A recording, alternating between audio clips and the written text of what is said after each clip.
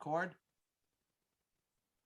Okay, so we are holding, today's daf is daf Pei Halif, and we are holding daf Pei Dalet Omud Sheni, about like 10 lines from the bottom. Amar Rav Yosef, Amar Rav Yehuda, Amar Shmuel. Rav Yosef said in the name of Rav Yehuda, who said in the name of Shmuel. This is fascinating stuff, very current. That means that if on Shabbos, if you're trying to clear away a rubble of a collapsed building and you have a doubt who you're trying to save there, maybe it's a goy or maybe it's a Yisrael, so you clear away the rubble, even though clearing away rubble on Shabbos is Isser, could be an Isser Doraisa, but still, since there's a chance that you're going to save a Jew, and the chiddush is that even though 90% of the people under the pile are goyim, but since there's a chance that you'll be able to save a Jew, you're allowed to be mechalel Shabbos. Yeah, how appropriate is this Gemara now? It's fascinating. I mean, I don't think there's anything that can be as timely as this current Gemara. Right, and the Gemara goes on about this. It's not just the Gemara examines the issue. Hey Chidami, what is the case over here? Let's say, would you say that the case that the Rabbi Shmuel was talking about, the Ikatisha Yisrael v'goy echa b'neim, there were 9 Jews and there was 1 goy. Okay, so most of the people under the collapse is Jewish. Rubi Yisrael ninu. There's most of them Jewish, so certainly you're allowed to clear away the rubble. And now, even if you say palga upalga, let's say there was 5 Jews and 5 goyim, still fake nefashos lahakel. If you have a doubt that you can save a life, you should save the life. In other words, certainly you would have to. There's a possibility that you'll save a Jew's life. Certainly you'll be mechalel Shabbos. And all this is interesting because I don't think you save a goy's life. You don't have to give up Shabbos to save a goy's life. But for a Jew, yes, even if it's a 50-50 chance. But Hatzalah does. Hatzalah does. Because they can't not do it once they get the phone call.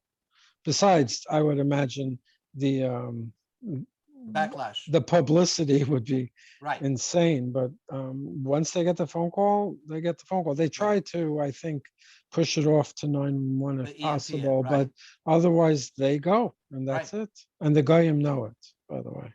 Yeah, that's right.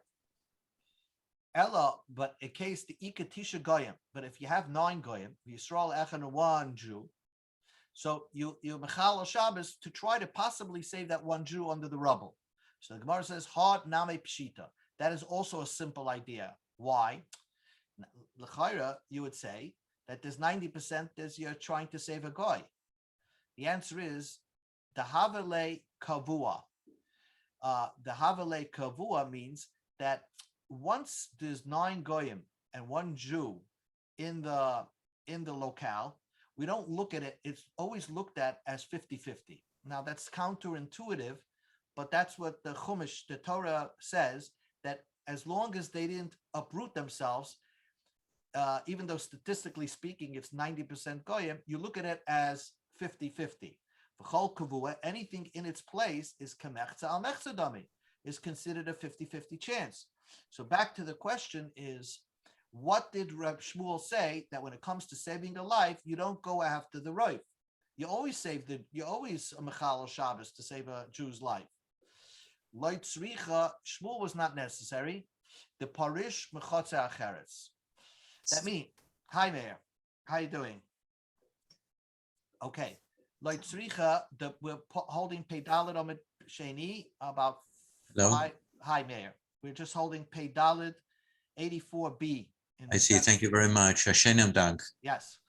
So we're talking about a case, and it's very timely Gemara. If a building collapsed, and Shmuel said that even though you can assume that even though the case is talking about that they're mostly goyim under this collapsed building, you're allowed to be mechalel Shabbos to clear the rubble to perhaps maybe you'll save a Jew. So the Gemara says, what's the chiddush of Shmuel? Shmuel says, in case the parush merab l'chotze acheres, if let's say there were 9 goyim and 1 Jew, and then they moved to another courtyard, and over there the building collapsed. Now, since they're out of their normal locale, they move to another courtyard. So now you look at statistically speaking, Mahu the same. I would have thought, called the parish, Meruba parish. Anybody, all of them, if one person left the original group and went to another courtyard, what's likely is most likely there's a guy under that building. Kamash malam,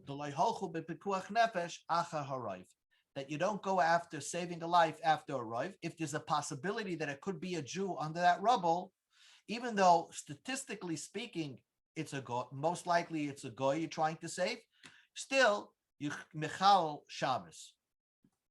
So the Gemara asked, Eini, it's not so. Omer Rab Asi, Omer Rab Yochanan. Rab Asi said in the name of Rab Yochanan, Tisha goyim b'Yisrael echad. You have 9 goyim and 1 Jew. But if the collapsed building is where they live, that means that all these Tisha Goyim and the Jewish lived in one courtyard. You could clear away the rubble on Shabbos. But if they move if one of them moved to another courtyard, so one of these 9 Goyim and 1 Jew, one of them, you don't know who it was, anonymous, went to another courtyard, and over there a building fell on him. So then, you don't clear away the rubble because you can assume that the one that left the original courtyard was a guy. So isn't that different to what Shmuel just said? So the answer is loy kasha. That's not difficult. Ha the parish kul ha the parish mikzosayu. When did Shmuel say that if they move to another courtyard, if all 10 people move to another courtyard, then you could clear the rubble on Shabbos? But the parish miktusayu, if only, let's say, one person left the original group and went to another courtyard, but the others remained behind, so the one that left, you could assume, was a guy. So in the next courtyard and the building fell on that person, you could assume it's a guy, and you don't be mechal Shabbos. Umi Amar Shmuel Hachi. The Gemara asks a very interesting question. Did Shmuel say that when it comes to saving a life, you could always assume it's a Jew? You don't say that most likely it's a goy and you don't save the life on Shabbos. No, you could save a life on Shabbos if there's even a 10% chance that it could be a Jew that you're saving. Vatnan, did Shmuel say this? But look at this Mishnah. Matzo tinek mushlach. You find a child that was thrown into the street. Okay, the parents gave up this child. Come and get it. So, im roiv goyim, if most of the people live in the city are goyim, goy, that kid has a din of a goy. Vim roiv Yisrael, if there's mostly Jews living in that city, Yisrael, you assume that person is a Jew. Mechatza al mech, it's a 50-50, 50 goyim and 50% are Jews. Yisrael, you consider him a Jew. Va'amar Rav, and Rav said, this part that says, if most of them are Jews, you consider that kid a Jew, okay? Loi Shonu, it was only taught, that Mishnah is only talking about, Ella lahachi yoisoi. You have to give him tzedakah and support him and feed him. In other words, there's a mitzvah to help out another Jew. So if most of the people in that city are Jews, you assume that baby is a Jew, and there's a mitzvah to give him from the tzedakah box because we assume he's a Jew. Ava liyachasoi, but when that kid grows older and you want him to marry a kohen, we don't allow him to, because and that part we assume that he might be a ger or comes from a goy. So there's this exception that we made, a stringency when it comes to be marrying a kohen. We won't allow that kid to marry a kohen. Okay, if it's a girl, obviously. So that's what Rav said. Now Shmuel says that even if most of them, it seems to be, even if most of them are Jews, lefakeach olav asgal, we do not clear away the rubble for that Jew on Shabbos. So we see that's what Shmuel said. So now that's a contradiction of what Shmuel said. Shmuel just now in this page said that even if most of them are Jews, right, then you don't clear away the rubble unless you know 100% that it's a Jew. if he's under the rubble, because maybe he's a guy. So and we said before that when it comes to saving a life, you don't have to have a majority. So how do you resolve the contradiction between Shmuel to Shmuel? So the Gemara answers, Ki itma Shmuel. When was Shmuel taught? Aresha itma. Shmuel over here was talking about on the beginning of that Mishnah. That means the beginning of this Mishnah says, Im roiv goyim, if most of these people are goyim, goy, right? Then you assume that he's a goy. On this, Shmuel said, Amar Shmuel, u'inyan pekuach nefesh eino came. When it comes to saving his life, we don't assume he's a goy. That we assume that there's a 10% chance that this baby is a Jew. So you could be Mechal Shabbos just on the 10% chance that he's a Jew.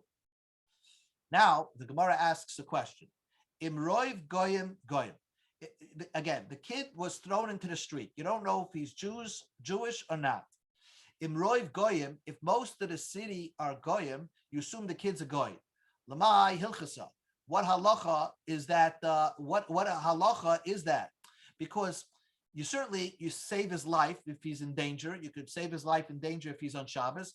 And probably there's certainly a mitzvah to support him from tzedakah.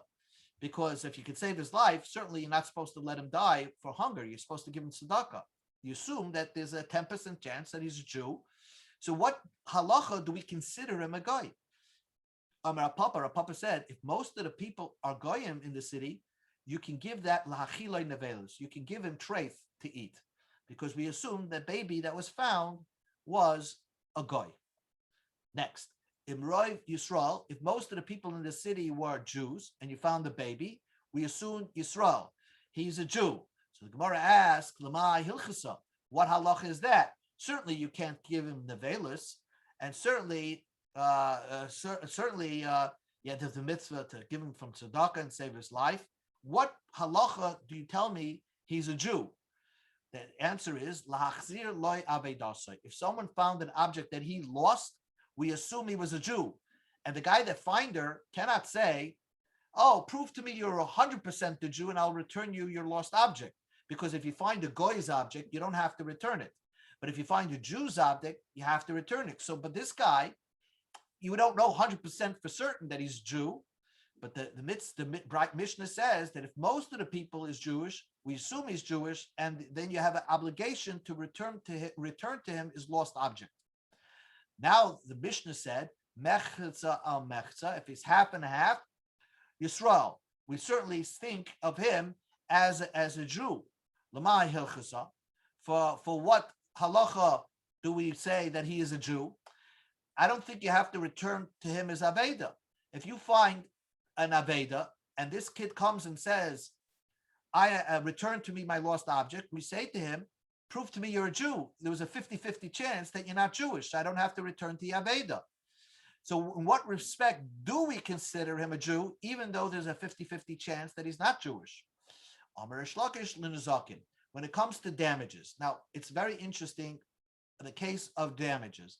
If a Jew's ox damages a goy's ox, don't ask me why, but Shasha Yisrael, that gored an ox of a goy, potter, you don't have to pay for it. Okay? And I'll explain to you why another time. But assume that a Jew's ox gores a goy's ox, you don't have to pay for it. But if a goy ox gores a Jew's ox, no matter what, you pay complete nezek. You have to pay the entire damages. And if a Jew's ox gores another Jew's ox, so it depends. If it's the first 2 times, you pay half the damages. It's called a tam. If it's 3 times, you pay nezek shalit. This guy is this kid was. We don't know if he's Jewish. There's a 50-50 chance that he's Jewish because half the people in the city were Jewish, half the people were goyim. So the Gemara explains, hey Chidami, what's the case? If you want to say that we're talking about a case that his ox, that our ox gored his ox, so we don't have to pay because we could always tell him, bring me 100% proof that you're Jewish, Benishko, and then you can take your damages. You can never prove 100% that you're Jewish, therefore I don't have to pay. But like tzricha, but it's not necessary that we consider him a Jew, is like this: the nakchi Torah today, the Torah done. That his ox gored our ox. Now, if he's a goy, he would always have to pay nezek shalim. But there's a 50-50 chance that he's Jewish, so you would only have to pay half the damages. So we tell him, palga yovle, you have to pay half the damages. Idich palga, but the other half of the damages, we tell this half Jew, name a he could always say, I see Yisrael, the Lav Yisrael, Ana. He can tell the person that whose ox he's damaged, the person whose ox got damaged, you can say, prove to me that I'm not Jewish and that I have to pay nezek shalom. You can't prove it. A possibility I'm a Jew. Ushkal, and then you can take it. Since you can't prove it, we assume that he's Jewish and he only pays half the damages. So ends the sugya doesn't actually end the sugya. This, just touches the beginning of the sugya of what happens if a building collapses. The Mishnah talked about it. Mishnah nafal about pilas. Maika Omar. How do you explain the Mishnah? The Mishnah says that if you see a wall collapse on humans, you're allowed to clear away the wall on Shabbos. So the Mishnah means to say loy miboya kama. It's like in a not necessary. Loy miboya. The Mishnah is not necessary to tell you. That means the Mishnah says that safek husham safek ein sham. If let's say you're not sure if a human is underneath the rubble or not, but if you know that he's there, you're 100% sure he's alive. So even if you have a doubt whether he's there or not, but if he's there, you can assume that he's alive. Certainly the mefakim, you have to clear away the rubble. But even if after you're clearing the rubble, there's a doubt that the guy is going to be alive or dead, mefakim, there's a mitzvah, you have to clear away the rubble on Shabbos. Not only if you're doubtful that he's alive, doubtful he's dead, and he's Jew, Yisrael. Even if you're not sure who's underneath the pile, maybe it's a goy, maybe it's a Jew, maybe he's alive, maybe he's dead, maybe nobody's there. Mefakhem, you have to be Bechal Shabbos in all cases that there's a slight chance that there's a Jew under that pile of rubble. You clear out the rubble even on Shabbos. Next, the Mishnah continued and said, Matzu'uhu chai. If you find the person under the rubble alive, mefakhem, you can continue to clear the rubble. So the Gemara asks, Matzu'uhu chai, if you find him alive, Peshita, of course you have to clear the rubble. I mean, you have to get him out. Like tzricha, it's unbelievable. The afilu l'chai is sha'ah. That means that even though that you're going to save his life, but at most he's going to live, let's say, another 2-3 hours. So I might think that you don't have to be Bechal Shabbos for him, because he's not going to live long. He's going to live another short period of time, for an hour or two. The mitzvah is you have to save his life, even if he's going to live an hour, because an hour is very, very important. Maybe he does a Hira Tshuva during that hour. So you Bechal Shabbos, even if he's not going to survive more than that. V'im meis, if you find him dead, the Mishnah says, Yanichu, just leave him there till after Shabbos. You don't move the dead body. So the Gemara asks, Konami Pshita, that's of course simple. He's dead. Why are you going to be Mechal Shabbos? Wait till after Shabbos to clear away the rubble. Like Tzricha, it's not necessary. It's only necessary to tell you this according to the opinion of Rabbi Yehuda ben Lakish. The Tanya we learned in the Brisa says, Ein matzilin es meis mipnei hadaleka. If there's a dead body and there's a big fire, you're not allowed to carry the body out onto the Rishus Harabim, to the street on Shabbos, because there's a fire, because he's a dead person. You don't carry dead people on Shabbos. Rabbi Yehuda ben Lakish, I heard Shematzilin es meis mipnei hadaleka. You're allowed to save a dead body not to get burnt in the fire. You're allowed to even carry it outside on Shabbos. Presumably, you're over an Issa D'Rabbanan.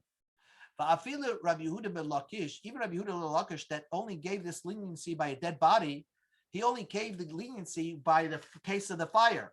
Like Ka'amar, Ella, he only said it by the case of the fire. because if you're going to disallow and make it strict that you cannot take out the dead body, the guy is going to, if he sees a relative being burnt, he's going to put out the fire. So a person is so concerned about the dead person, if you're not going to let him carry it out, he's going to come to extinguish the fire. So what we do is we allow him to carry it maybe to the courtyard, because at best, touching a dead body is muktzah, okay? So we allow him to be over this Issur Rabbanan of muktzah in order to prevent him from extinguishing a fire on Shabbos, which is like a deraisa. So that was only by the case of the fire. Aval Hacha, by the case of clearing away the rubble, and you find the dead body over there. So if you don't permit him to move the dead body, what's he going to do? He's not going to do anything, because he's not going to come to do the Chilul Shabbos. He'll just wait till Motzei Shabbos to take the dead body from there. Therefore, there's no permission, there's no leniency regarding finding a person in the rubble on Shabbos if he's dead to continue clearing the rubble. Now, Tana Rabban, the rabbis taught, very interesting question. How do you know the guy is alive or dead? When you find him. You clear away the rubble, let's say, and you're clearing it away. Till where do you clear away the rubble to check for certain if he's alive or not? So the first Bandi Abba said, Ad chaytmai. You check the nose. If he's not breathing anymore, then you know he's dead. The Yeshaibrim, Ad liboy. And some say that you could only go up to the heart. In other words, you're clearing the rubble and you're starting from the feet down. So according to the Yeshaibrim, as soon as if you reach the heart and you don't have a heartbeat anymore, you can't clear away the rubble anymore to clear away his face, because once you feel the heart and it's not beating, you assume the guy is dead. But the first man, the Amma holds, no, there's a possibility you're not feeling the heart because it's very, very weak. You have to clear away till his nose, not his forehead, not his eyes, but clear away to his nose, and then feel if he's breathing. And then if he's not breathing, then you stop. Now the Brisa says, Bodak, you checked, you found that the people on top were dead. So you could assume that everybody underneath is dead. No. Lo yomer, don't say kva mesu atachtonim. We can assume that the people underneath are dead, because the answer is Ma'asahoy. There was a story. There was a collapsed building, and the top people on the top were dead. V'tachtonim, there was probably chayim. The people who were underneath remained alive because maybe there was an air pocket or something, and they survived. So don't give up. The Gemara says. So we just learned whether you check by the nose for death or you check the heart. So the Gemara says, maybe that Machloikas Tanoim is aligned with the following Machloikas Tanoim. The Tanya we learned in a Brisa. Mehechan Havala Noitza. Where in the mother's stomach, where is the starting point of the embryo being developed? So the answer is the first Tana holds Meroishay. The head is made first. Shnema, me imi ata goizi. From my mother's stomach, you brought me my head. The word goizi means head.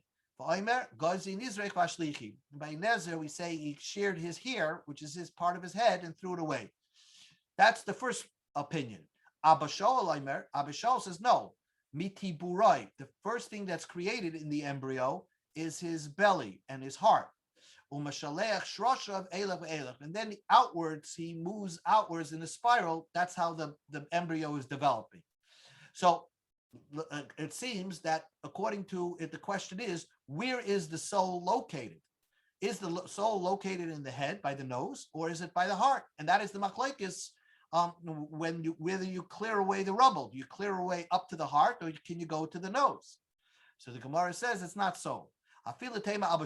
Even though Abba Shaul says that the Atkan loikama Abba Shaul Hasam, Abba Shaul only said over there that the creation of an embryo of a newborn is only created from the heart, starts from the beginning. Ela in Yetzira, when it comes to creation, the chol midi mibitzi osei mitzar, everything is created from the middle.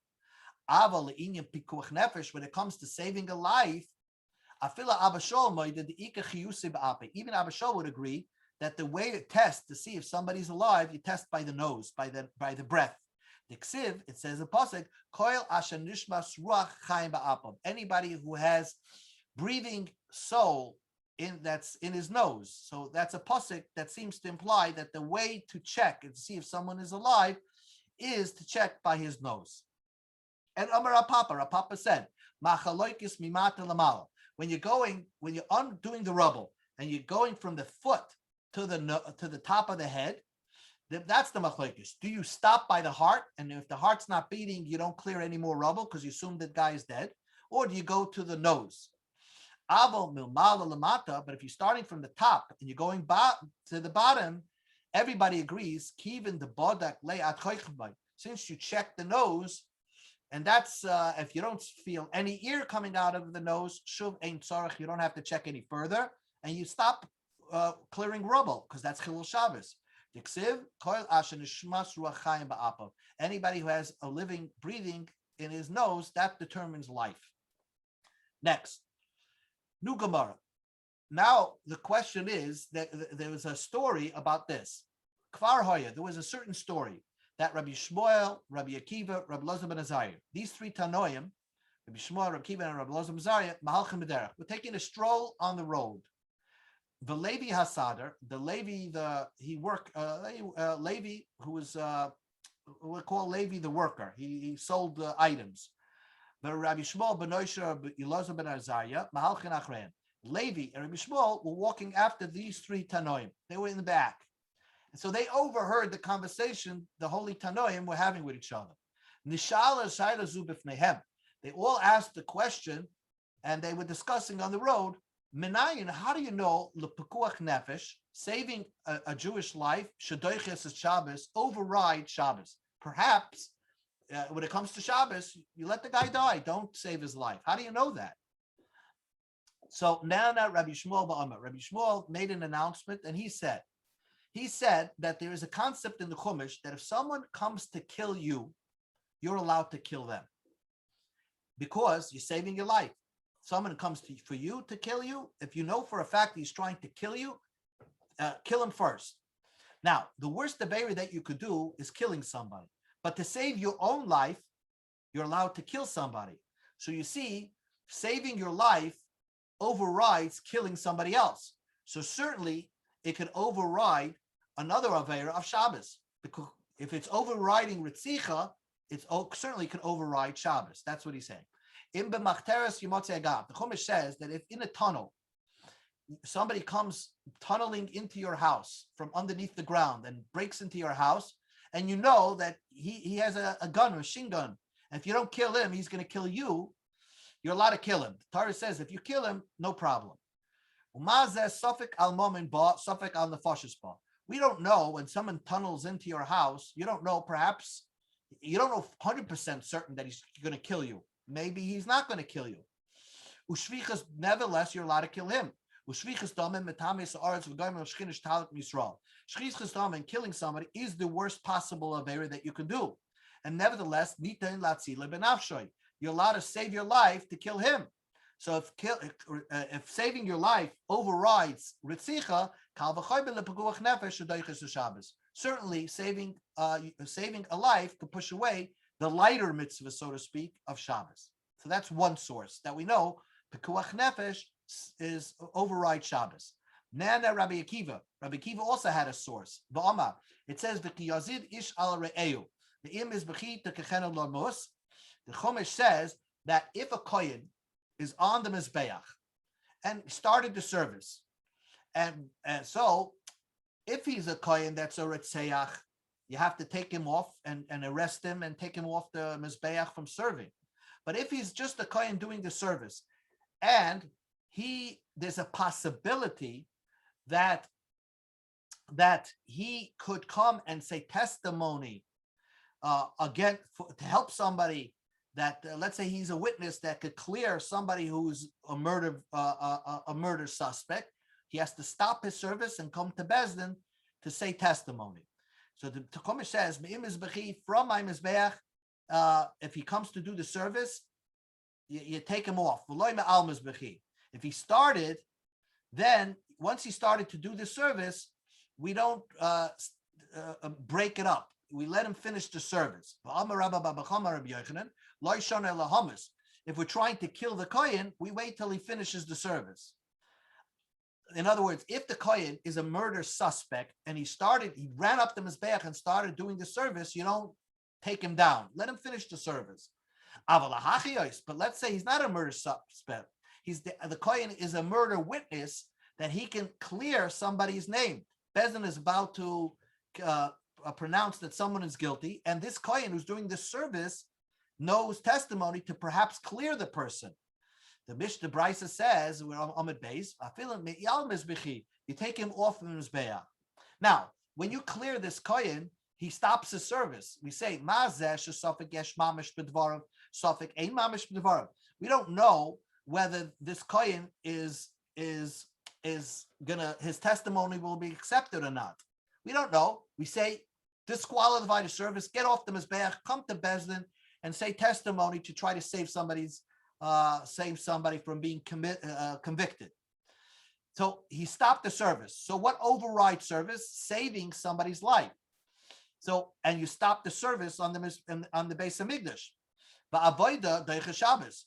And service of the Beis Hamikdash overrides Shabbos, because we do the service of the Beis Hamikdash and Machal Shabbos on Shabbos. So certainly Kal v'chomer lepekuach nefesh shedeicha Shabbos. Certainly saving a life overrides Shabbos. If saving a life overrides the service in the Beis Hamikdash, certainly it overrides Shabbos. That was his source. Nana Rabbi Elazar ba'Amar. Rabbi Elazar says another proof that saving a life is deicha Shabbos. Mila, a bris mila, is done on Shabbos, and that just fixes one part of the human body. Deichas Shabbos overrides Shabbos. Kal v'chomer, most certainly, l'chol gufay, try to save the entire person's life. Certainly, it's deichas Shabbos overrides Shabbos. Then the Gemara brings a fourth source. Rabbi Yossi Bar Yehuda Aimer. The Torah says, "Es sapsoisai tishmoiru." You should always keep the Shabbos. Yochel hakol. I might think you have to keep the Shabbos no matter what, under all circumstances. Talmud loyma ach, but there are exceptions. Chila, there is exceptions. So that is the source that if you're trying to save a life, Shabbos you don't keep the Shabbos. Rabbi Yonasan ben Yosef Aimer. The Torah says ki kodesh lechem. Torah says Shabbos is holy, it's yours. Lochem he mesura biyadchem. You're in charge of Shabbos. V'loy atem mesurim biyodem. But Shabbos is not in charge of you. So the humans are in charge of Shabbos. The Jews are in charge of Shabbos. Therefore, is a source that Shabbos is overridden if you're coming to save the Jew's life. Next, Reb Shimon ben Menashe Oimer. Reb Shimon ben Menashe says, "B'shamru b'nei Yisrael Shabbos." The Torah says the Jews should keep the Shabbos. Amra lasis is a Shabbos to make more Shabbos. Amra Torah, the Torah says chalel all of Shabbos achas. Desecrate one Shabbos to save a Jew's life, so that there is a chance. So there's a chance that he can keep many Shabbosim in the future. So that was his source of saving a Jew's life in Shabbos, and it overrides Shabbos. Those were all Tanoim. Amar Rabbi Yehuda ben Shmuel. Rabbi Yehuda ben Shmuel said, if I was there in that conversation, I would have said, I have a better source than all of you, because the Torah says, V'chai bohem. The Torah says, I'm giving you the Torah, and you have to live by it. It's not a Torah that brings death. So we if there's a mitzvah that could possibly put a life at risk, the life overrides the mitzvah. Okay, so we had 5 sources over here, and we'll end in 2 minutes. We have 5 sources over here that tell you that pikuach nefesh doiches Shabbos, saving a life overrides Shabbos. But Amar Rava says the kuli isli pircha. All the sources, I have a question on all of them. Bar midishmua the lesle pircha. But the final one, the final source of a chai behem, I have no question. That's a great source. Because the Rabbi Shmuel source has a question in it, because dilmika de Rava. Maybe the case of Rabbi Shmuel's source is when the guy's for sure going to kill you. Dama Rava, my tama the machteres chazaka eight odamam atzma mamoined. A person does not stand by when it comes to his money. The thief knows that you're going to come against him and try to kill him. And the thief says, if he comes to kill me, I'm going to kill him.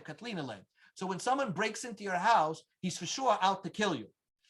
So the Torah says, if someone comes to kill you, hashkem lahargai, get up and kill him. But that only teaches you to save your life, which is certainly in danger. There we say that the Torah says save your life, certainly. But Safik Menolan, how do you know if you're not sure if you're going to save a life? How do you know you're Mechalal Shabbos, even if you're not sure that you possibly could save a life? There's no source for that. And the same thing, Rabbi Kiva Name, Dilma Kadabaya, that Rabbi Kiva source was that the Kohen leaves the service in the Beis Hamikdash to try to save a life by coming to say testimony in Bezdin.